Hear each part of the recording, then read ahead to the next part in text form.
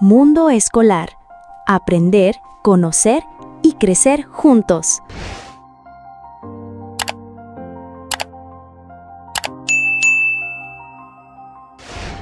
A ver, nos hemos puesto a pensar por qué algunas cosas que aprendemos se nos quedan grabadas para siempre y otras, desaparecen al día siguiente. La respuesta, o al menos una gran parte de ella, está en la neuroeducación. Esta es una disciplina fascinante que básicamente mezcla lo mejor de la ciencia del cerebro con el arte de enseñar. Hoy vamos a meternos de lleno en herramientas prácticas, con base científica, para que el aprendizaje sea mucho más potente. Se trata de entender cómo funciona de verdad nuestro cerebro. Entonces, ¿qué es exactamente la neuroeducación? Pensemos en ella como un puente. De un lado tenemos la neurociencia, con todos sus descubrimientos, y del otro, la práctica del día a día.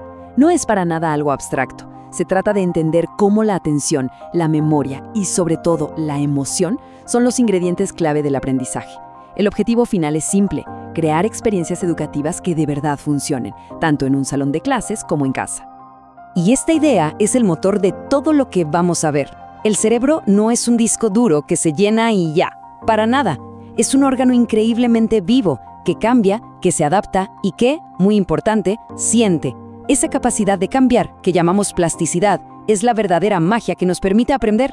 Entender esto es el primer paso para poder usar todo su potencial a nuestro favor. Bueno, vamos a la práctica. Empecemos por el aula, por el salón de clases.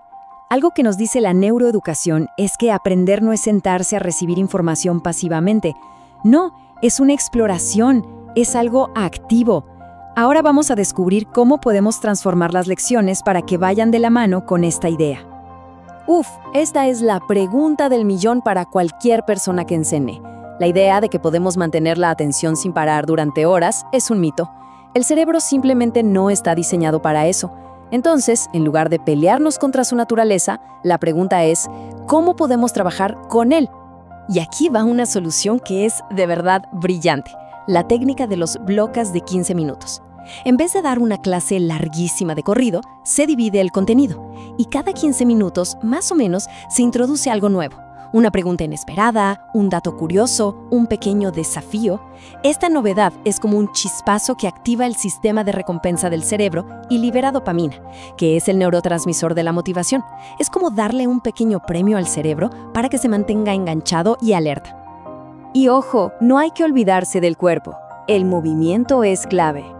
Incorporar pausas activas muy breves, incluso solo estirarse un poco, puede aumentar el flujo de sangre al cerebro hasta en un 30%.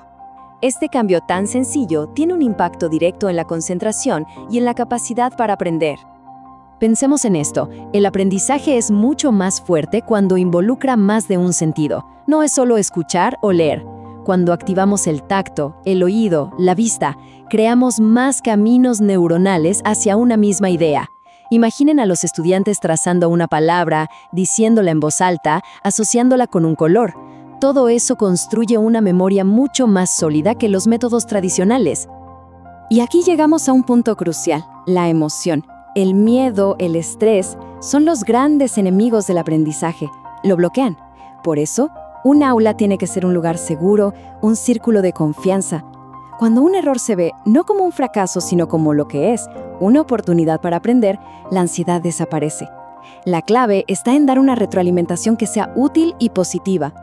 Ok, esto se puede mejorar y vamos a ver cómo. Muy bien, ahora salimos del aula y nos vamos a casa, que es, al final, el primer lugar donde aprendemos. Lo que pasa ahí dentro construye, ladrillo a ladrillo, la arquitectura del cerebro que va a definir cómo enfrentamos los retos y aprendemos por el resto de la vida.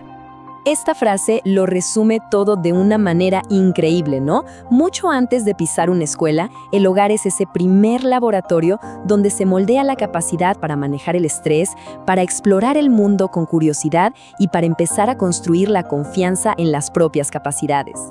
En casa, el apoyo se puede centrar en 3 áreas que son fundamentales. Primero, la manera en que se guía y se interactúa en el día a día. Segundo, algo importantísimo: entender el juego no como una pérdida de tiempo, sino como una parte esencial del desarrollo. Y tercero, los cimientos biológicos, el sueño y las rutinas. Es que hay que entenderlo así. Jugar es el trabajo de la infancia y hay dos tipos y los dos son vitales. El juego libre, sin reglas, es clave para aprender a manejar emociones y para que la creatividad vuele. Por otro lado, los juegos con reglas, como los de mesa, son como un gimnasio para las funciones ejecutivas. ¿Qué es eso? Pues son las habilidades que nos ayudan a planificar, a concentrarnos y a resolver problemas. Y ahora hablemos de la memoria. Aquí hay un dato que a mí me parece fascinante. No guardamos los recuerdos cuando estamos estudiando, sino cuando dormimos. Es durante el sueño que el cerebro consolida todo. Por eso, esas maratones de estudio de toda la noche en realidad no son muy efectivas. Es mucho mejor usar el repaso espaciado, sesiones cortitas repartidas a lo largo de varios días y dejar que el sueño haga su magia cada noche.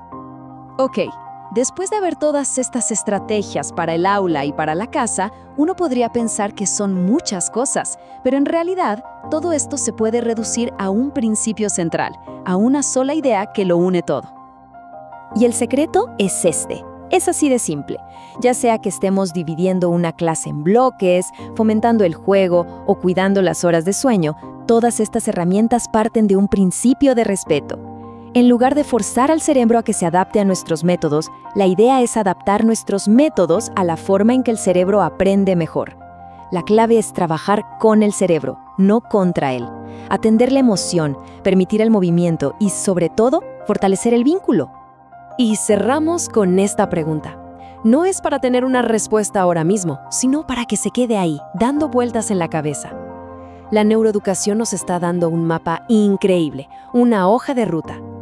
La invitación es a pensar en nuestras prácticas, las de cada día, y ver cómo podemos alinearlas un poquito más con la forma tan maravillosa en que estamos diseñados para aprender.